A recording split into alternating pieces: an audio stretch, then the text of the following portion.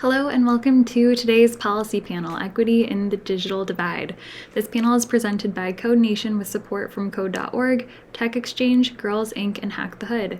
Welcome. We're going to be beginning here shortly, so you can go ahead and mute your microphone, change your Zoom name, and just get ready for the panel to begin. On the agenda today is the welcome and overview, an introduction to Code Nation, the event purpose, panelist introductions, the panel itself, and a question and answer portion with some open conversation. Feel free to use the chat to ask any questions or share reflections as we go on. And I'll turn it over to Andrew, our Director of Programs in New York.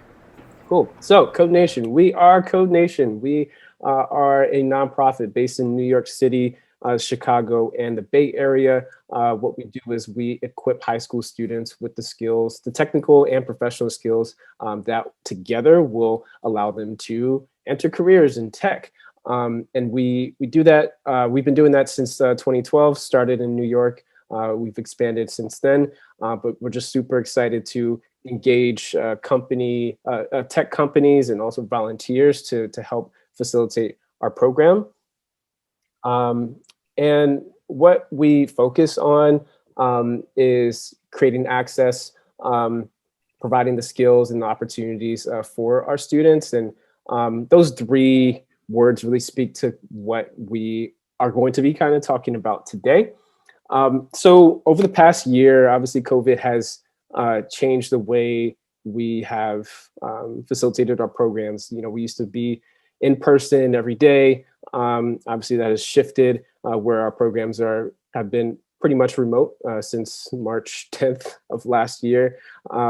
And what the challenges that presented by going remote, we kind of took time over the summer to reflect on what those were for our students, and identified a few areas that we should acknowledge that were barriers, but also advocate for change. So first being internet. And so I should mention that we wrote a policy brief in December, and it advocated for these areas. And so the first one being internet access for all. So a lot of our students were having to use Wi-Fi from like a local Dunkin' Donuts or local restaurant because they did not have internet access in their home, whether that be because of just accessibility or whether it be because of affordability. We are advocating for policies that work together to build the infrastructure and also to make internet more affordable for everyone. Moving to tech resources for all, we see it's 2021 and we still have many students who don't have a home computer. And there's so many advantages to having a home computer to be able to not only code, but just to do so many other things related to school. So we are advocating for funds to be set aside for more computers for students who need that. And lastly, just more broadly, computer science education. 40% of high school students in the US have access to computer science education in their school, which is a lot lower when we consider the jobs that are being created for the future and for right now that are focused on using computer science in their jobs. So not only for computer science as a tool for tech careers, but just living in a tech world, we are advocating for more opportunity there, right? So all of this is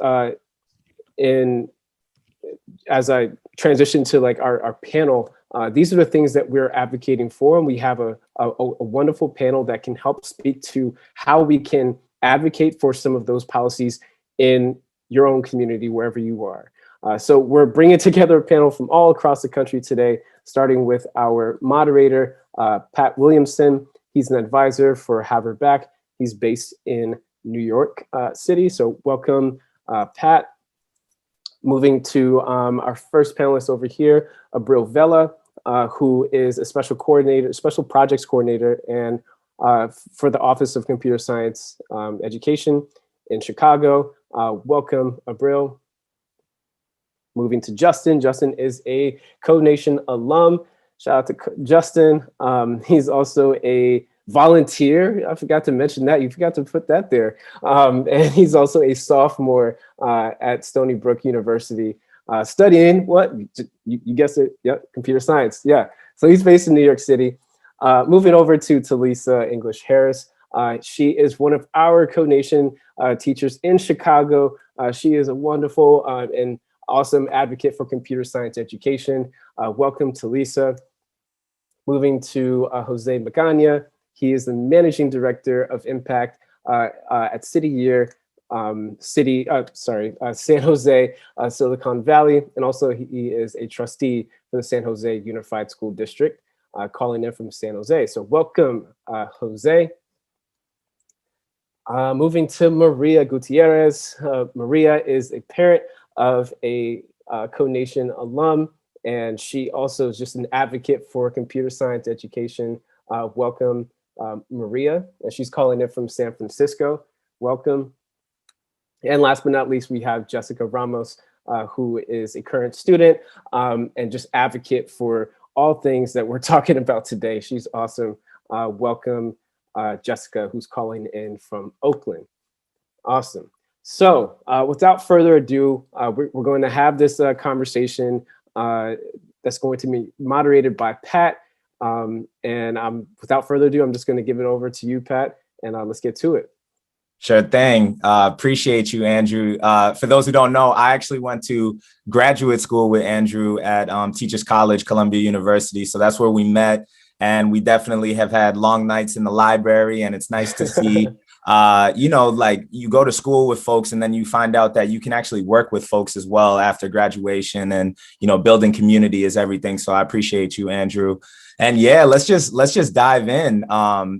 It's fitting that you ended on Jessica, because Jessica, you're going to be the one that I start out with these questions for. And just to give a broad structure, I'll ask each of you one question, and then towards the end, we'll posit some tangible solutions to some of the conversations that we've had. So Jessica, so as a current student, right, you have such a brilliant and insightful vantage on this work, on the importance of computer science. And so as a current student, can you briefly describe what it's been like for you over the past year, now that everything's been remote, and what you've been doing to kind of address this digital divide in your community? Yeah, definitely. Thank you for having me here today. One of the reasons that I was very eager, especially during the pandemic, that many of my classmates did not have access to internet and did not have access to computers. And this is something very typical, sorry, y'all. And especially in Oakland and like in low income areas where we don't have the resources to be able to get our education. So definitely during the pandemic, one of the things was to use our local leaders. And this is what politicians are here for. At the end of the day, they may not keep their word, but they have the power to be able to change things in their own communities. So one of the things that I was able to do was contact Mayor Libby Schaaf, since I did have interned in her office before, and was able to use that network to be like, what are resources for our students? And definitely, I was the one affected. My internet, I didn't have internet for a little while. One of the things that did happen when I did get internet is that the internet speed was so slow to the point that I couldn't download assignments. So I would have to go to the library to download assignments or just to submit assignments.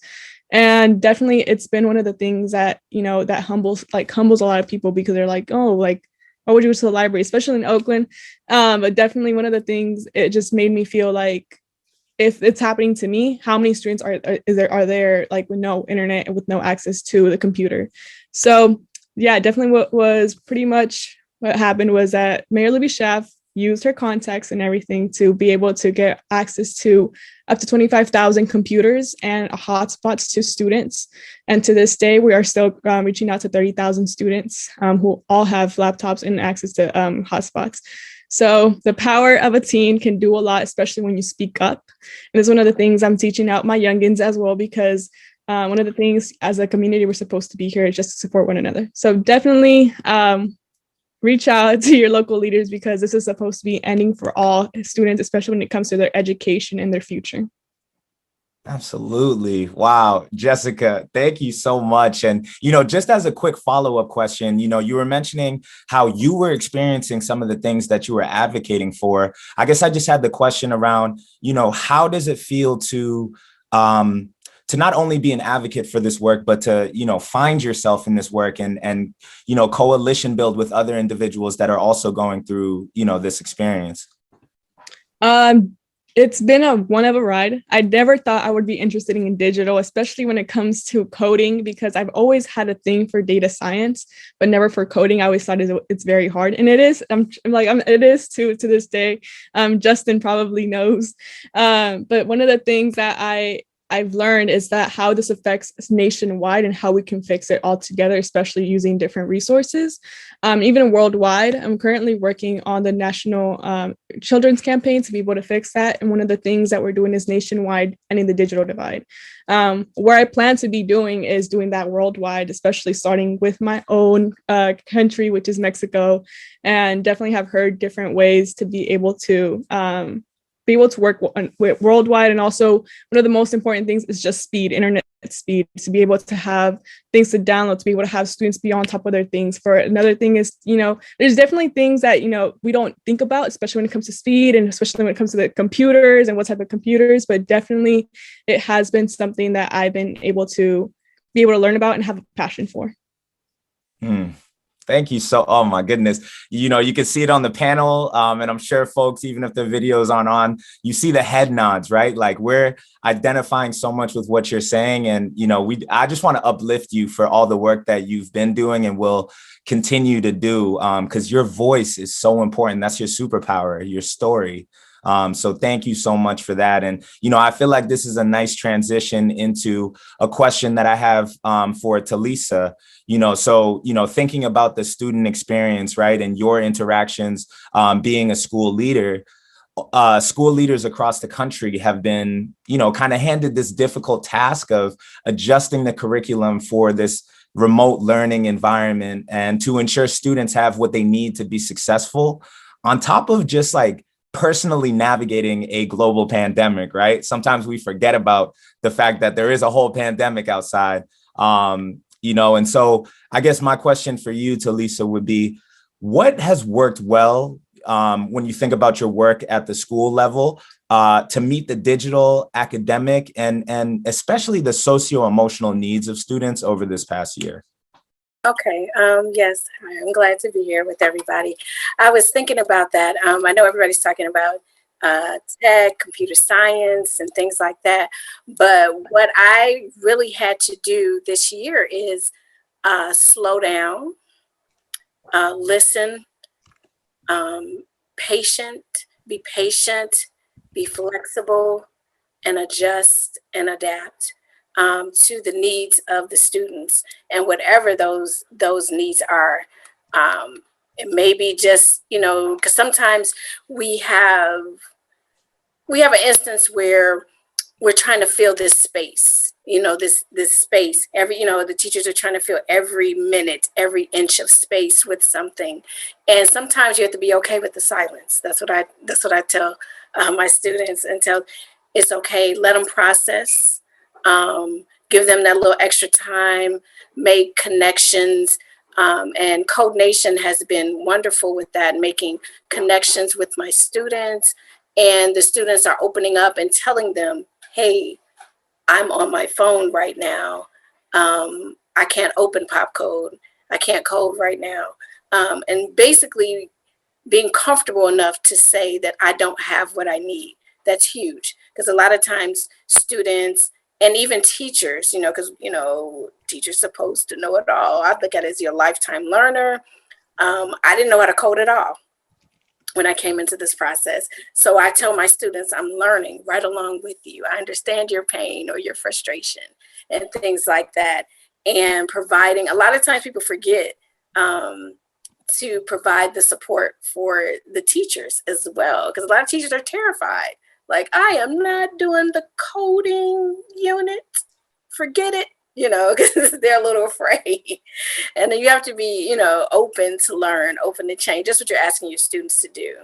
And so what's worked well, with my students is slowing myself down, listening, being available, like the office hours that Code Nation has, the fact that it's 4 to 5 adults to service the students, where we can really be in small groups, we can really give them customized feedback, is huge. It's huge as well, because sometimes the Wi-Fi may not work today, or something may be going. I have a few students that had deaths in the family due to COVID. I have students right now that have COVID, and they're dealing with that. And sometimes I say, take one day at a time. I always tell them, take a break. Don't look at this screen this weekend. Do something you enjoy. Spend time with your family, things like that. So it's like the personal side. You have to address the whole child.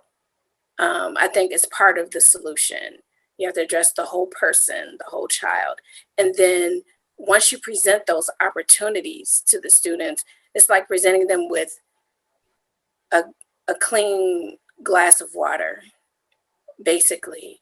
They'll drink it. They'll drink it. And so I had a parent yesterday, we had a report card pickup, and the parent was like, she fought me. She did not want to do coding. Oh my gosh. She's like, how did I get in this class? I didn't tell them I put her in the class. So, and her mom was like, oh, she loves it. I was like, she's doing great. And it just shows you that exposure is huge.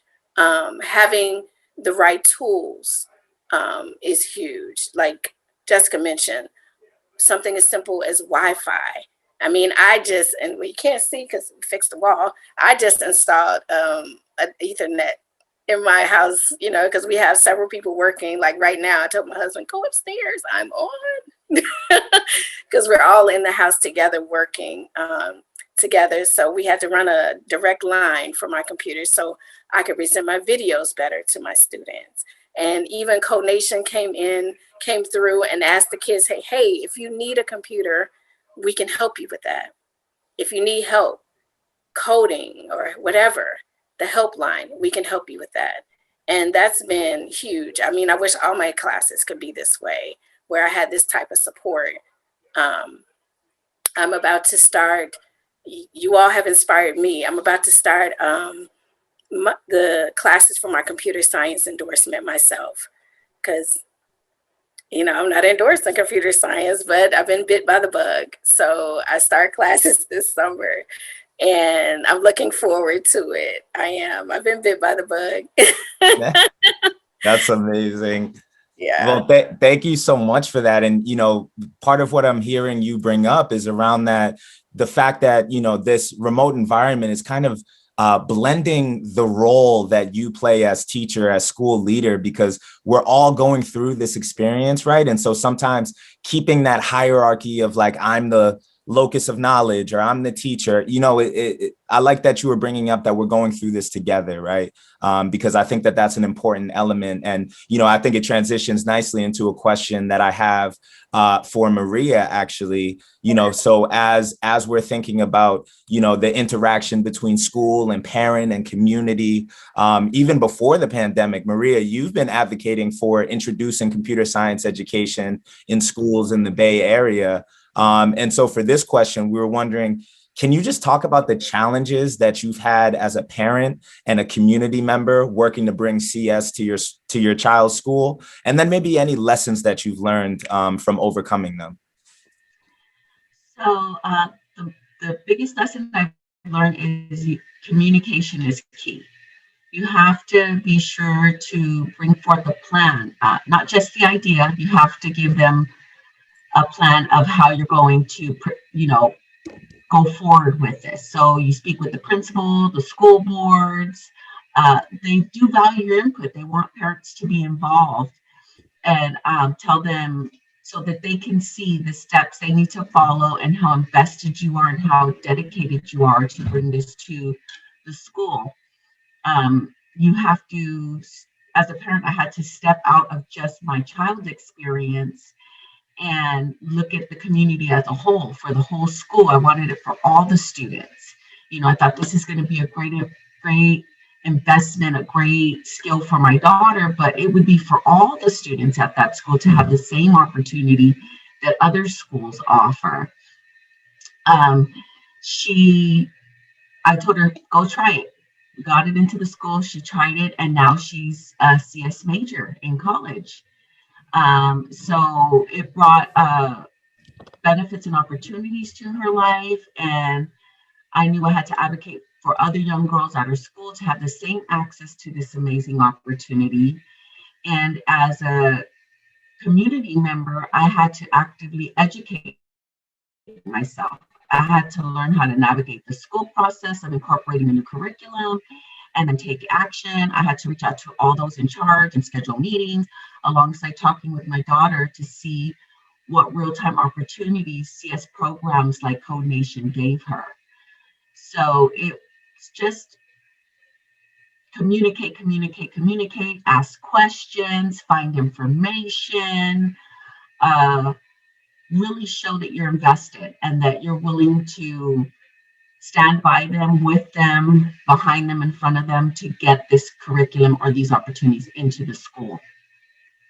Absolutely. Wow. Thank you so much for sharing that. And, you think about how many transferable skills there are to being a parent in general, especially in the pandemic, and like leading a business or run, it is so what you're doing is so amazing and remarkable. And, it needs to be uplifted because this time period, especially for parents, is really testing your skills, testing your patience, as was brought up earlier. And, I also want to uplift your daughter and say, that's amazing that she's a CS major in college. And, I'm sure she's going to learn so much in that experience. And I feel like that's a nice transition into a question that I have for Justin, as a former computer science major at Stony Brook University. Oh, my apologies. As a sophomore, currently as a computer science major at Stony Brook, and as a recent alumni of Code Nation.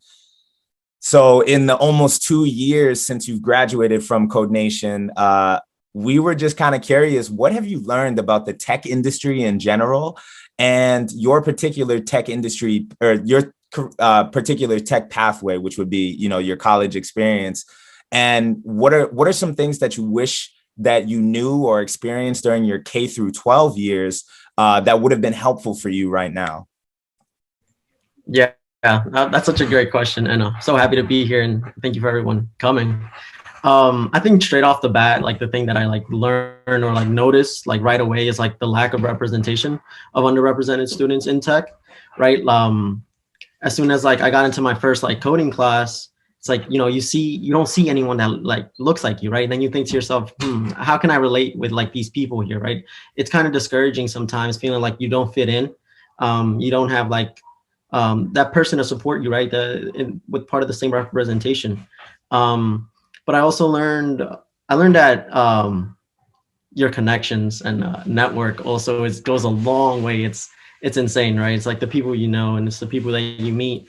I know the teachers back when I was in Code Nation going through the program, back when it was called Script Ed, I had 3 teachers. And I'm still into contact with them till this day, right? And they've served to me as not just friends, but mentors as well.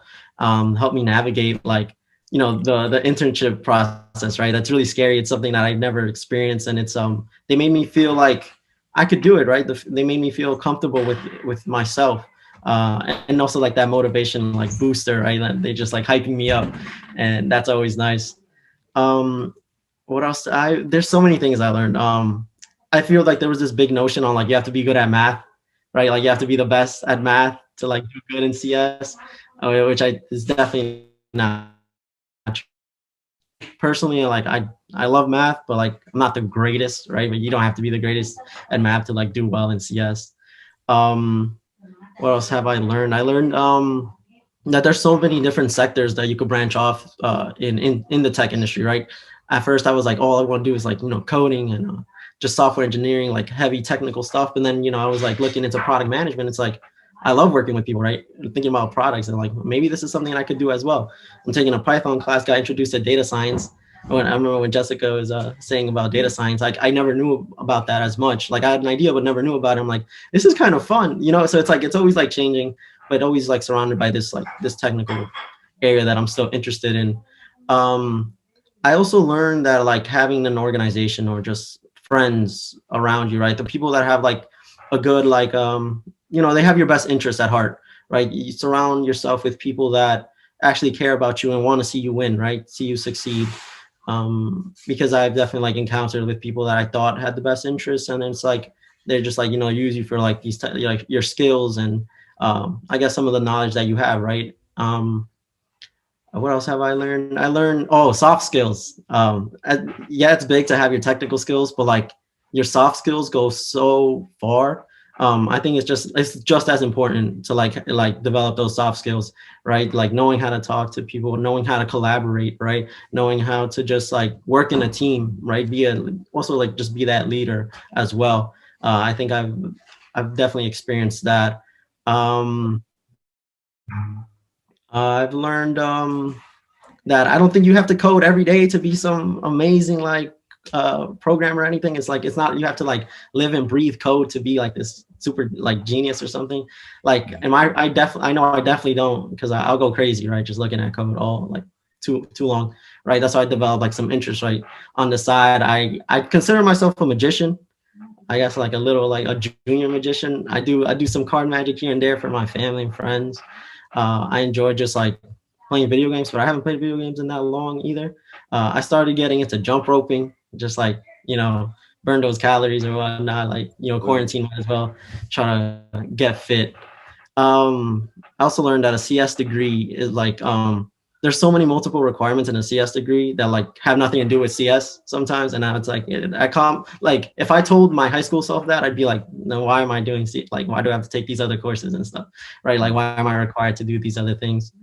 But mostly like at the end of it, like I'm still going through this process, right? I'm still a sophomore rising junior, and I'm like really excited to see what like my future entails and within like the tech industry and just like college programs, right? I did mention before, right?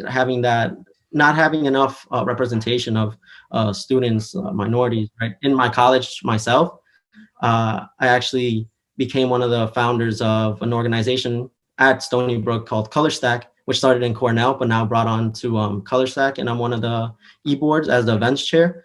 And, you know, I manage the ideation and creation of all these events. We've had like events with Google and so many crazy companies, right? And I see like so many of our members at Stony Brook, they're like getting these internship offers from Amazon and all this. And it's like, I help them with that, right? I help them with those events and getting those connections. And it's just like, it's just great to help my community, right? Really. And then also like being a Code Nation alum, helping the high school students right now. I'm based in Queensbrook High School, and I'm helping them like learn JavaScript, CS. It's like, it's a full cycle, right? It comes again. It's like, now I'm the teacher, or like I'm helping them. And it's amazing. So Absolutely. Yeah. No, I appreciate that, Justin. And, you know, you were saying how excited you are for what your future holds. And, you know, I probably speak for everyone on the call that we're excited too. So much of what you brought up is around like identity development, right? Like understanding that, oh, you don't necessarily need to code all the time, or you don't need to be this certain demeanor to be in coding, you know, and your presence in the space is already providing avenues and disruption that is needed in this space. So definitely just want to uplift you, man, and keep going. You know, we're all excited for you. And, you know, we want to kind of transition into this question for Abril. So you currently work with high school students, you currently work with high schools and out of school initiatives for Chicago Public Schools, and you're helping to bring computer science to all students. So, you know, we know that during this time period, many states and cities are implementing similar initiatives across the country. And so in your time working with CS for All in Chicago, how would you advise other cities that are thinking of implementing an initiative like this? And, you know, in explaining that, you know, also include what's gone well for you and what are some gaps that, you know, you've learned and are looking for? Sure. I'm for out of school time specifically, but I think this applies for all of the work we do within school as well. I can't stress enough the importance of data. When COVID hit, it just kind of exacerbated all the problems we knew existed. And most of the time it can be fixed by keeping accurate data and addressing the problem early on. So like you said, I manage and oversee all of our out of school time programs. And so with being virtual and now we're heading back into the classroom, we saw out of school time as being a way to engage students when they are really kind of disengaging from school. We had a huge decrease in attendance and a lot of students leaving the classroom when CPS went virtual, and we needed a re-engagement strategy that was exciting. So we turned to out of school time, but we didn't know where programs were running or when they were running across the city. And that came from after school clubs, as well as programs that were supported or sponsored from our office or from external partners. And if you can imagine how big of a problem that is, it's worse than what you're imagining. So we don't know where students are participating and where to direct them, and who is aware of resources and who isn't. So it's kind of, where do you start? It's like a chicken and an egg issue of where do you jump into the issue to start fixing the issue? So really for me, the advice that I can give is don't work backwards, build from the ground up. If you're just getting started with your initiative, you know that you're going to have to put that structure, that foundation in place, and you can put that structure in place by building the systems to collect your data, to build that map, to give yourself the groundwork, to be able to track where things are happening, whether you're hosting them, whether your schools are hosting them, whether your partners are hosting them. Make sure you have those systems in place to be able to accurately collect all of that information. Because what we're doing now is we're trying to evaluate and create a landscape survey to understand what everyone is doing. And we're at a place now where Chicago has been doing this for a decade plus. And we have so many people participating in computer science education. And that computer science education has become something subjective. And it's really up to what everyone individually thinks what it means to them, right? So everyone's kind of doing this thing, but it's morphed into something way bigger than itself. So we're trying to understand something that changes from place to place. And we are trying to develop a framework for out of school time programs that is creating something equitable, accessible, and inclusive to develop sustainable programs across the city. Because what we know does work is that if you can design a program model that's flexible, that can be run face-to-face, but also virtually, and deliver that to someone and say, here's a model that can be adapted based on your needs, that's at least a good starting point. If we can take the data that we do get and compare it to that program model that we know works, then we can use our metrics for success to figure out what is happening and what shouldn't be happening. How do we know that what is going on in school aligns to what is going in out of school? And how do we know that what students are engaging in actually is helping them to continue their learning experiences in the classroom, because our students are engaging in a pre-K through 12 scope and sequence. So that's what we're trying to do. And really everything comes down to those data points. Absolutely. Wow. Thank you for that. You're trying and you're succeeding. One of the words that really stuck out that you were mentioning is flexibility, and understanding that, the systems and structures that we had based our programming around are flipped upside down. And it's like, how do we not just become frustrated by that, but find that there's actually opportunities for innovation that may not have been there before the pandemic. So, that's amazing work, and, so excited to hear more. And I feel like, one of the a nice transition into a question that I have for Jose, is around that element of realizing that during this time period, student disengagement, or even the structure of the day, like if after school is even applicable, those can sometimes become barriers to implementing some of this work. And so Jose, the question for you is, based on your experience as a school board member and someone who's attuned to tech trends, what are some of the challenges that educational systems face when trying to create more equitable access to tech resources and the internet for K through 12 students? Yeah, thanks, Pat. First, thanks, Codation. I worked with a former colleague at Citier, Montana. Thanks for connecting me here. Pat, thanks for moderating. I know it's not easy to moderate panels. I've done them myself, so I appreciate that. And I'm really pumped to join this powerhouse of a panel. Excited to collaborate with folks after this too. I have things on my checklist of like, need to follow up with you and you and you. Also want to say sorry in advance. Actually, I have my 3-month-old on my lap right now. So if I look down, it's because I'm literally putting her pacifier back in her mouth. And it's funny that we're talking about access to internet. I did not have internet all day until about 11 my time. So it's funny that we're actually talking about that. Because, not only has this issue been an issue now, but the digital divide has been an issue for decades. I remember when I was a kid that the divide was a thing. I've seen it in my experience as a kindergarten teacher, when I taught first grade, when I traveled the country and the state of California as a coach, now as a nonprofit leader at Citier, and now through my work statewide as an elected official too, through my work as a school board member. It's everywhere. And unless we're actually having a long-term approach, which I'm excited to talk about today, we're going to continue to have this conversation over and over and over again. So I wanted to start off with that, just naming this has been an issue for years and years, and I'm excited we're making some progress on it. But starting with just obvious challenges on access to tech and resources. First, it does take training. I was a tech trainer. A computer is only a computer unless you know how to use it. A program is only a program unless you know how to actually use the tool. And not just the student using the tool, the teachers, the staff. And nowadays we know the families, right? Families needed to know how to use technology because learning was taking place at home. So that's one. Another one is cost. I grew up in a low-income household, and I know that if we had to choose between food and internet, my mom 1 million out of 10 times is going to pick food.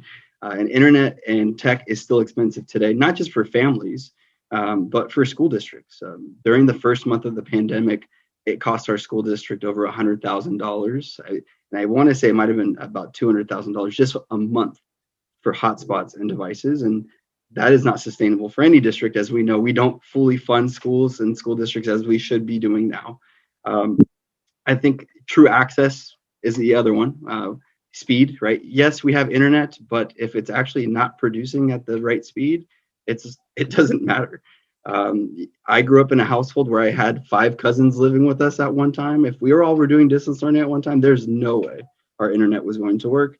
Also the space. I don't know where I would have a quiet space to be able to engage in my distance learning as well.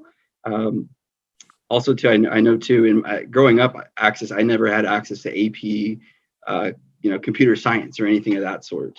Not until college did I get exposed to computer science, and that is still a common trend today. But I think the big thing when we talk about access to tech, I think it's greater than the school districts and the work that we do. And I'll talk to you a little bit about the experience that I've done on the Digital Equity Coalition. We're a group of former and current teachers that are on school boards across Santa Clara County here in San Jose. And we were texting each other, just talking about things we were hearing in the community, things we were seeing in our classrooms. And we realized no one was being as vocal, at least in our community, around the digital divide. And so we dug deeper and realized in the Silicon Valley, the heart of tech, where the headquarters of Google, Facebook, Zoom, actually the headquarters of Zoom is located, we had over 15,000 families who did not have access to devices and internet. And to me, that was just absolutely ridiculous. And I know that's not an issue just here. It's impacting rural communities. It's impacting cities across the country. So we did some work around it, and we realized we hit a lot of uphill battles because we were saying distance learning, we need support from the city, we need support from the county. And they kept saying, well, that's what districts do. But we had to keep pushing, saying, yes, but what about access to mental health resources? What about access to unemployment resources? What about applying for jobs, applying for college? I mean, I can go on and on, not just distance learning. We were able to do some short-term work, which is great. We raised over $12 million for devices in our city and in our county, which is awesome. But that's great in the short term. We still have a lot of work in the long term. And I know that there's a federal infrastructure bill that's also coming up that I'm really excited about. The bill's introduced by President Biden and Vice President Harris, called the American Jobs Act.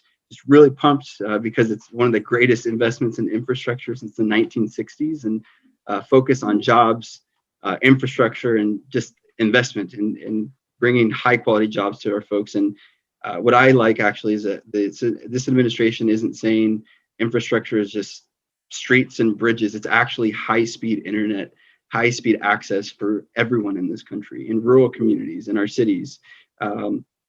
And I'm really excited because I know that will save my school district hundreds of thousands of dollars. There's 19 school districts just in my city. I know they're all paying a lot of money for this.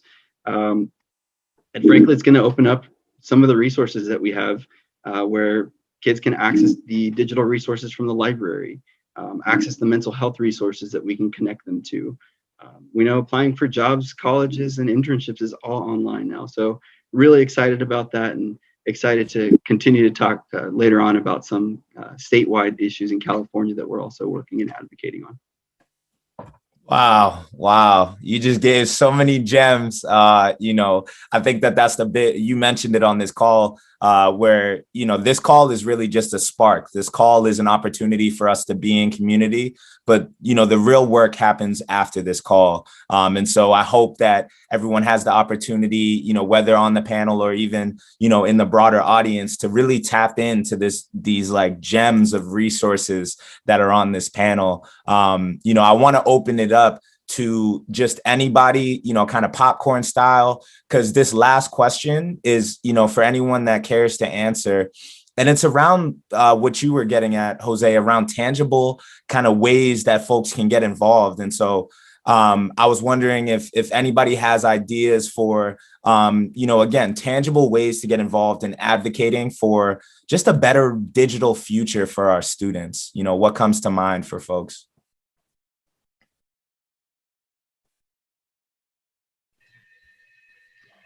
I'd like to speak.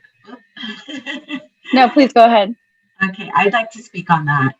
What was a big thing for my daughter and even for myself was find a mentor. The people that she met at Code Nation, she's still active with them. They have mentored her. If she has questions or if I have questions, they're always available to help out. Get educated. Be proud to be a person of color in tech. Reach out to other people of color in tech. Make your own group. Make your own group of people that you can feel confident in, because I know my daughter went through a period at her college, because she's attending Dartmouth, where she felt like, wow, I'm like really the only person here of color. And I was like, there has to be other people. Find those people. Find those people in your CS classes. Find mentors. Get educated. Find the resources. They are out there. They are out there. Thank you. What I was going to say was, please join your local school council if it is an option for you. There is so much power and sway that can come from the folks who sit on that council, particularly with using funds in a school budget. Teachers, administrators, et cetera, students, they can push for what they want, but a school council can really have some sway as well. The teachers who sit on that council, again, the student representative, the parents, if you, the community members, if you can really advocate for what you want, you can get those classes in the building, you can get the new technology, you can be the voice that is saying that the bandwidth in this school building is not holding up for what we need. We're way behind the times. I can't say enough how many CPS buildings are just they're not doing it. Like, we can't put programs inside of those buildings because it's just, they're 10 years behind.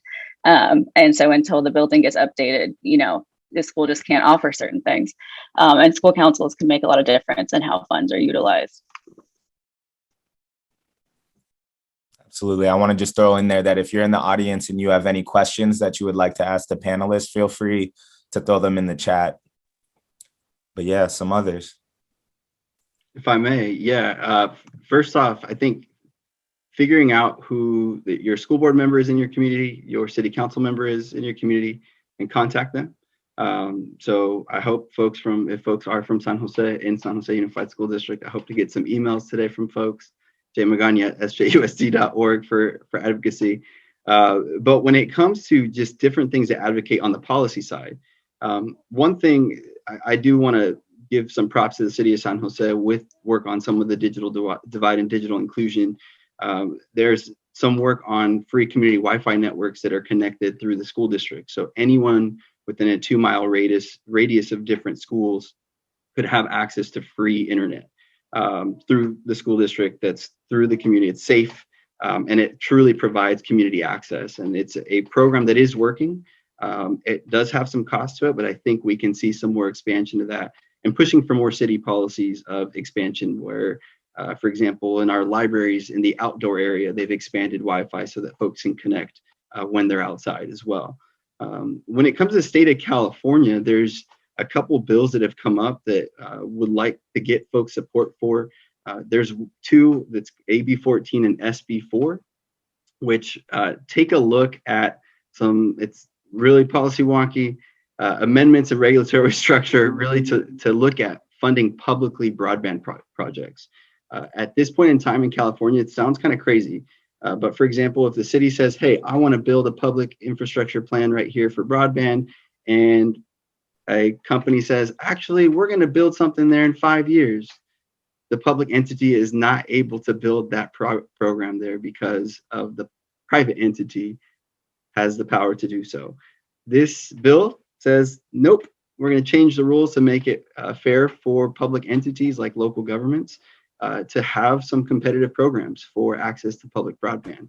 And that leads to AB 34, which is a $10 billion bond to fund public broadband in the state of California, to make public broadband truly accessible to everybody, would create jobs for the state, and really would create a source of funding that would be able to allow us to expand on access for digital work in our state. Lastly, sorry, last one, I promise. If folks want to shoot me an email again, jmagana@sjusd.org, or find me on Instagram, Trustee Jose Magana. We're working on a national effort to change the minimum requirements of internet speed with the FCC, the Federal Communications Commission, to boost that level up. Say, hey, yes, we appreciate the free opportunities you're providing. It's great, but we know it's not enough for our students and for our families to engage in digital work. So it boosts that level and says, we actually need a manageable broadband system where all families can log in at the same time, not worry about getting kicked off and that sort. So lots of policy that's up, lots of exciting work, lots of funding out there, but it's just a matter of making sure that we get it through, because there's a lot of money also that is going to fight these issues as well. Absolutely, man. Oh, so, keeping time in mind, we're coming to the close of this space, not, as Andrew was bringing up, these are going to be reoccurring spaces. And so, if you're itching to ask something after the fact, you can definitely reach out to Code Nation. But, just to close out this panel section, kind of wanted to end how we started and really bring in the student voice and just hear from Justin and Jessica, what it feels like to have your voices be heard, and, how do you feel about the future of computer science education and accessibility for students of the future? Go ahead, Jessica. Okay. I would say it's an amazing experience to have this. And I think it's also a privilege because not all students get to be able to share their voice. And I know it sucks that society has shown us that, youth voice does not matter until it really, really it needs to be out there. And definitely one of the things that as a student board member, as an organizer, as part of being of different boards, it's an honor to be able to share my voice and be able to represent so many voices who are gone unheard, especially when it comes to newcomer students, especially when it comes to people of color. Definitely always want to represent that. So I'm always down to speak up with other students, and definitely I've been becoming a mentor to a lot of students. And my plan is to become an educator. So I am definitely going into the education field. My major is most likely going to be in education. So definitely we'll be coming back to Oakland to be able to do a lot of work out here. One of the things I would say is encourage your students to speak up. And as adults, as teachers, as community leaders, community organizers, it is your job as a community, as being part of the community, to listen to your youth, because that's the future generation that will be running this country, they'll be running everything. So definitely listen to your youth, be able to think about yourself as 10 years ago, 15 years ago, when you wanted to be listened. So definitely would love to see that happening later on. And one of the things I always tell everybody is that think about everybody as your brother or sister, because at the end of the day, we are somehow all related. So definitely encourage for all of you to find something with your youth and be able to be that mentor to your youth. Snaps. Justin, over to you. Yeah, Jessica hit it right on the nail. I felt that. Like, I really felt that. With Code Nation, I feel so supported, and like, in the sense of love. Like, even when you guys were putting the hearts after I spoke, it's like that, right? It's that love. For me, I will keep supporting Code Nation alum and current students right now with Stony Brook, and students that felt like me when I just came into Stony Brook, right? Keep supporting them, making them feel like you belong here, right? You're here for a reason. And I just want to like say it off, like what we're doing now, and having this discussion between all of us. I said this like when I presented in ScriptEd's hackathon, and I think it fits so perfectly right now. And it's right now, they say the sky is the limit, but for us right now, it's just the beginning here. So I'll leave it at that, and thank you so much. I think, if we were in person, this is where the standing ovation would happen. This is where, everybody would be cheering. But hopefully y'all can feel the energy through the chat, just through, through the screen. That's the way of the land now. But, just want to close off by thanking each and every one of you on the panel so much for your insight, your storytelling, your willingness to just share and be open, because, this is one conversation that we all have different vantages on, and it's going to take everybody's opinion and thoughts to really have this come to fruition. So, thank you all so much. And Andrew, I'll pass it over to you to wrap up. Awesome. Thank you. Can we all just like unmute our mics just for a moment, just to give a huge round of applause for our panel today? Like, they were amazing. Woo! Yes. Awesome job. Thank you so much. And also huge shout out to Pat for moderating and facilitating such a brilliant conversation. Thank you so much, Pat. We come a long way from our days in the library. Thanks.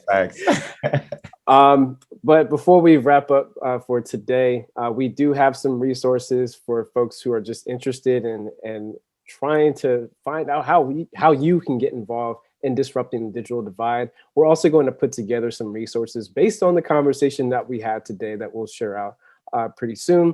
We also recorded this, so we'll have the recording also available for folks to rewind and hear everyone's reflections again. So stay tuned for that. And just again, thank you everyone here for attending. Thank you for just being present. And just being interested in doing something about something that has been around for way before the pandemic, but hopefully it won't be around for much longer. So thank you all so much. If you want to follow our partners here, you can check them out on their Instagrams and other social media pages.